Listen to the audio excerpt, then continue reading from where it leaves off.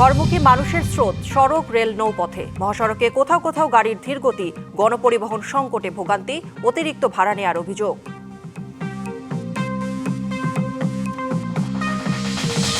22 ঘণ্টা পর উত্তরাঞ্চলের সঙ্গে ট্রেন চলাচল স্বাভাবিক। বগুড়ায় নীলসাগর এক্সপ্রেসের লাইনচ্যুত 9 বগি উদ্ধার, চালক স্টেশন মাস্টার বরখাস্ত।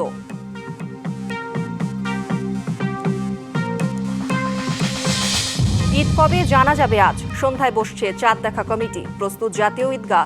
জামাতে অংশ নেবেন রাষ্ট্রপতি, প্রধানমন্ত্রী সহ বিশিষ্টজনরা।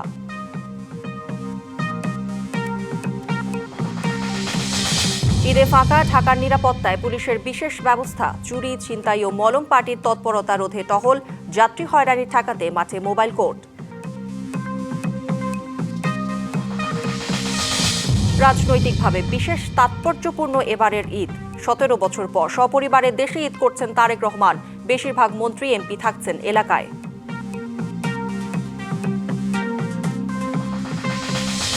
এবং মন্ত্রী ইসমাইল খতিব নিহতের তথ্য নিশ্চিত করল ইরানের। কাতারের রাস লাফান শিল্পনগরীতে ব্যালিস্টিক ক্ষেপণাস্ত্র হামলা তেহরানের।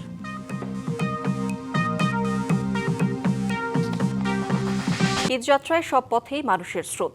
জীবনের ঝুঁকি নিয়ে হলেও বাড়ি ফেরার তারা সবার চোখে মুখে। দুর্ভোগ আর অনিশ্চয়তা যতই থাক, শেকড়ের টানে স্বজনদের কাছে ফিরে যাওয়ার আনন্দই মুখ্য, বলছেন যাত্রীরা। স্বজনদের সাথে ঈদ উৎসব উদযাপনের অঞ্চল ভেদে নিজেদের সুবিধা মতো কর্মজীবী মানুষ বেছে নিয়েছেন সড়ক, রেল ও নৌপথ। বৃহস্পতিবার সকাল থেকে কমলাপুর রেলওয়ে স্টেশনের প্রতিটি প্ল্যাটফর্মেই ছিল ঘরমুখো মানুষের ভিড়। এদিনও ট্রেনের ভেতরে জায়গা না পেয়ে ঝুঁকি নিয়ে ছাদে ভ্রমণ করছেন অনেকেই। 1 বছর পর আমরা 10 দিন ছুটি পাই, এই ঈদটা আমরা বাড়িতে যাই কাটানোর চেষ্টা করি। টিকিটের দাম বেশি, তারপর যাত্রী ভাড়াও বেশি নিচ্ছে, কিন্তু দিন শেষে তো সবাই বলতেছে যে দাম বাড়ায় নাই। এদিকে বুধবার বগুড়ার সান্তাহারে নীলসাগর এক্সপ্রেস ট্রেন দুর্ঘটনায় স্কেডিউল বিপর্যয়ে পড়ে 2-1টি ট্রেন। বাকিগুলো ছেড়েছে যথাসময়ে। এদিকে যে কোনো অব্যবস্থাপনার বিরুদ্ধে ব্যবস্থার কথা জানিয়েছেন প্রতিমন্ত্রী। ট্রেনের যে ঘটনাটি ঘটেছে সেই ক্ষেত্রে কিন্তু মানে 2 জনের অবহেলা ছিল এবং তার বিরুদ্ধে কিন্তু ব্যবস্থা গ্রহণ করা হয়েছে। আর লঞ্চের যে ঘটনাটা ঘটেছে সেটিও কিন্তু যাত্রীদের অসতর্কতার জন্য। এখানে আমার মনে হয় যে আমরা সার্বিক পরিস্থিতি আমরা অবলোকন করছি। পরিপূর্ণ সম্পূর্ণ হওয়ার পরেই আসলে আমরা বলতে পারবো যে আমরা কতটুকু দায়িত্ব পালন করতে পেরেছি। রাজধানী ছেড়ে গ্রামমুখী মানুষের একই চিত্র দেখা গেছে বাস টার্মিনালেও। সকাল থেকে চাপ কম থাকলেও ভিড় বাড়ে বেলা বাড়ার সাথে সাথে। পাওয়া যাচ্ছে মনে হয়, কারণ ওরা মাইকে বলছিল যে ইনাফ গাড়ি আছে। সো আশা করছি যে টিকিট আছে। টিকিট যা বাড়া তাই নিতেছে 450 টাকা। তবে টিকিট পেতে ধীরগতির অভিযোগ যাত্রীদের। এজন্য ঠিকমতো তেল না পাওয়াকে দুষছেন পরিবহন সংশ্লিষ্টরা। আর অলস সময় পার করতে দেখা গেছে বাস কাউন্টারের কর্মকর্তাদের। শিডিউলের যে গাড়িগুলো রাখছি, কিছু বিক্রি আছে, কিছু খালি আছে। সকাল থেকে একটা যাত্রী দেখা যাচ্ছিল, তারপরে ঠান্ডা হয়ে গেল। তবে সকাল থেকে কিছুটা চাপ কম সদরঘাট লঞ্চ টার্মিনালে। বুধবারের দুর্ঘটনার পর ঈদ যাত্রায় সতর্ক যাত্রীরা। আজকে যাত্রী চাপ তো কম, অতটাই নাই, মানে বিশৃঙ্খলা নাই আর কি। এখন তো শৃঙ্খলা মতোই আছে। এবার ঈদ যাত্রা অনেক শান্তিপূর্ণ, ভিড় কম, লঞ্চে কোনো ভোগান্তি নেই। আমরা সুস্থ শরীরেই আমরা বাড়িতে যাচ্ছি। যাত্রাপথে তাড়াহুড়ো করতে গিয়ে ঈদের আনন্দ যেন ম্লান না হয়, তাই বারবার মনে করিয়ে দিচ্ছেন সংশ্লিষ্টরা। Afrin Anwar, DBC news, Dhaka. দর্শক, রাজধানীর কমলাপুর রেল স্টেশন এবং টাঙ্গাইল মহাসড়কে ঈদযাত্রার খবর জানবো। শুরুতেই যেতে চাই কমলাপুর রেল স্টেশনে। সেখানে রয়েছেন আমাদের সহকর্মী নাজমুল হুদা। নাজমুল, আপনি তো গত খবরে জানাচ্ছিলেন যে ট্রেনের ছাদে উঠে যাত্রা করা যাত্রীদের নিরুৎসাহিত করা হচ্ছে, কিন্তু তারা কিছুতেই মানছেন না। এখনকার চিত্র জানাবেন এবং সেই সাথে জানতে চাই যে বগুড়ায় তো ট্রেনের দুর্ঘটনার খবর আমরা জেনেছি, ট্রেন শিডিউলের এখন কি অবস্থা, সব মিলিয়ে জানাবেন। ট্রেন চলাচল এখন বগুড়ায় যে লাইনটি দুর্ঘটনার কবলে পড়েছিল সেখান থেকে ট্রেনটি সরিয়ে নেওয়া হয়েছে। এটি আমাদেরকে রেল প্রতিমন্ত্রী তিনি জানিয়েছিলেন এখানে পরিদর্শনে এসে, এবং সে কারণে ট্রেন চলাচল ওই অঞ্চলের স্বাভাবিকই বলা যায়। এবং এখান থেকে যে ট্রেনগুলো ছেড়ে যাচ্ছে, অর্থাৎ ঢাকা থেকে যে ট্রেনগুলো ছেড়ে যাচ্ছে, সেই ট্রেনগুলো কয়েকটি ট্রেনই কিন্তু আসলে শিডিউল বিপর্যয়ের মধ্যে পড়েছে। আমরা সর্বশেষ যেটি দেখেছি যে সর্বশেষ একটি ট্রেন শিডিউল বিপর্যয় হয়েছে, রাজশাহী কমিউটার ট্রেনটি, সেটি 2টায় ছাড়ার কথা রয়েছে। তবে এখন আমরা দেখছি যে এখনো ট্রেনটি ছাড়ে নাই, হয়তো কিছুক্ষণের মধ্যেই সেই ট্রেনটিও ছেড়ে দেওয়া হবে। এছাড়া একতা এক্সপ্রেস নামে আরেকটি ট্রেন আছে, যেই ট্রেনটি ওই দুর্ঘটনার কারণে প্ল্যাটফর্মে যে দুর্ঘটনার কারণে আটকে ছিল সেটি এখনো প্ল্যাটফর্মে এসে পৌঁছায়নি। তো সেটি কখন পৌঁছাবে, কখন যে যাবে, এই ধরনের একটা অনিশ্চয়তা কিন্তু রয়েছে। এবং যেই যাত্রীরা আসলে সেখানে যাবেন, সেই ট্রেনটিতে উঠবেন, তারাও কিন্তু বলছেন যে অপেক্ষায় রয়েছেন, তারা প্ল্যাটফর্মে এখন অবস্থান করছেন। তারা বলছেন যে কখন ট্রেনটি আসবে। আসলে যদিও সময় দেওয়া হয়েছে 4:50, তবে আদৌ কি 4:50 আসবে কিনা সে নিয়ে এক ধরনের শঙ্কা তাদের রয়েছে। তবে যেহেতু রেল লাইনটি ক্লিয়ার হয়ে গিয়েছে, সেক্ষেত্রে হয়তো একটু সময় লাগলেও সেটি এসে পড়বে।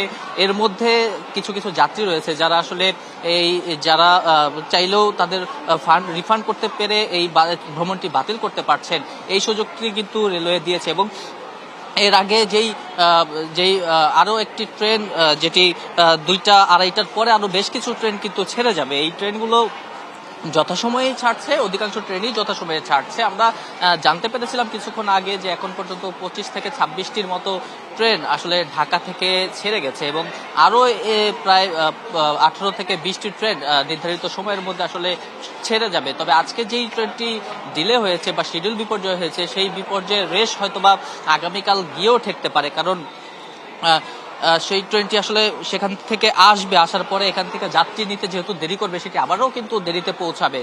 তো যাত্রীর আজকে যেহেতু ভিড়টাও অনেক বেশি, যাত্রীর চাপও অনেক বেশি, তাদের একটু কষ্টটাও বেশি হচ্ছে, ভোগান্তিও কিছুটা রয়েছে। এবং ট্রেনের ছাদের যে যাত্রা আপনি জিজ্ঞেস করলেন, সেই ট্রেনের ছাদে কিন্তু এখনো যাত্রীরা আসলে ঝুঁকি নিয়ে যাচ্ছে। এই ব্যাপারে আসলে রেল কর্তৃপক্ষ কোনো ব্যবস্থাই নিয়েও সেটি সামাল দিতে পারছেন না। কৌরি। দর্শক, রেল স্টেশনের খবর জানছিলাম নাজমুল হুদার কাছ থেকে।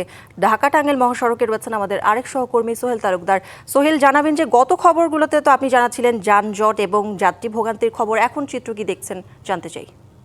করি অবস্থার যে খুব বেশি পরিবর্তন সেটি কিন্তু হয়নি। তবে আপনার মাধ্যমে দর্শকদের একটি তথ্য দিয়ে রাখি, সেটি হচ্ছে যে আজ 11:30 নাগাদ থেকে যে যমুনা সেতু যেটি রয়েছে, সেই যমুনা সেতুটি একেবারে একমুখী, মানে উত্তরবঙ্গমুখী করে দেওয়া হয়েছিল। যমুনা সেতুর যে লেন, যে কয়টি লেন রয়েছে, 2টি লেন দিয়ে একদম পর্যায়ক্রমে শুধুমাত্র একমুখী, অর্থাৎ উত্তরবঙ্গগামী করে দেওয়া হয়েছিল। সেই করে দেওয়ার ফলে মহাসড়কে কিছুটা গতি বাড়লেও কিন্তু গাড়ির যে স্রোত রয়েছে, সেই স্রোত কিন্তু কোনোভাবেই থামছে না। আপনি দেখতেই পাচ্ছেন যে মহাসড়কের বর্তমান চিত্র, সেই চিত্র মোতাবেক যে এই যে যানজটের ভোগান্তি, আমরা চালক এবং যারা যাত্রী রয়েছেন তাদের সাথে আমরা কথা বলেছি। তারা যে বিষয়টি বলছেন যে চন্দ্রা থেকে এলেঙ্গা এই পর্যন্ত আসতে তাদের 6 থেকে 7 ঘন্টা লাগছে, এবং কেউ কেউ যারা আরও দূরে থেকে আসেন চন্দ্রা পর্যন্ত সবকিছু মিলিয়ে তাদের 8 থেকে 10 ঘন্টার মধ্যে তারা যাচ্ছেন। আমরা যে 2.5 ঘন্টা যে যমুনা সেতু যেটি রয়েছে 2 লেন থেকে 4 লেনে উন্নীত করার, সেই উন্নীত করার পরেও কিন্তু মহাসড়কের যে যানবাহনের যে স্রোত সেটিকে এখন পর্যন্ত কমে না। আমরা তবে কর্তৃপক্ষের সাথে কথা বলেছি, আমাদের যে সহকর্মীরা গাজীপুর এবং সাভারে রয়েছেন তাদের সাথেও আমরা কথা বলেছি। তারা যে তথ্যটি দিচ্ছেন, এখনও চন্দ্রা থেকে নিয়ে কবিরপুর পর্যন্ত বেশ একটি যানজট রয়েছে, এবং চন্দ্রা থেকে মৌচাক পর্যন্ত যে আগের যে চিত্র বলেছিলাম সেই ধরনের চিত্র রয়েছে। আপনি দেখতেই পাচ্ছেন যে মানুষজন আসলে গণপরিবহন সংকটে কিভাবে তারা যাচ্ছেন, তারা পরিজনের সাথে ঈদ করতে বিভিন্ন গন্তব্যে যাচ্ছেন। এখন পর্যন্ত আমরা যে মহাসড়কের যে পরিস্থিতি, একই চিত্র দেখাচ্ছি, এবং এই যে ভোগান্তি, সেই ভোগান্তি শেষ পর্যায়ে যেটি কর্তৃপক্ষ সরকার বলেছিল যে এবার স্বস্তির ঈদ হতে পারে, তবে শেষ 14 থেকে 16 ঘন্টায় সেই স্বস্তিটা আর থাকলো না। নাজমুল এবং সোহেল, দুজনকেই ধন্যবাদ। বাংলাদেশে ঈদ উল ফিতর কবে হবে জানা যাবে আজ। সন্ধ্যায় বসছে জাতীয় চাঁদ দেখা কমিটি। ঈদের তারিখ নির্ধারণে সন্ধ্যায় ইসলামিক ফাউন্ডেশনের বায়তুল মোকাররম সভাকক্ষে সভায় বসছে চাঁদ দেখা কমিটি। এতে সভাপতিত্ব করবেন ধর্মমন্ত্রী কাজী শাহ মোফাজ্জল হোসেন কায়কোবাদ। এবছর বাংলাদেশে রোজা শুরু হয় 19শে ফেব্রুয়ারি। সেই হিসাবে আজ শাওয়াল মাসের চাঁদ দেখা গেলে রোজা হবে 29টি, আর ঈদ উল ফিতর হবে শুক্রবার। আর আজ চাঁদ দেখা না গেলে 30 রোজায় পূর্ণ হবে, সেক্ষেত্রে ঈদ হবে শনিবার।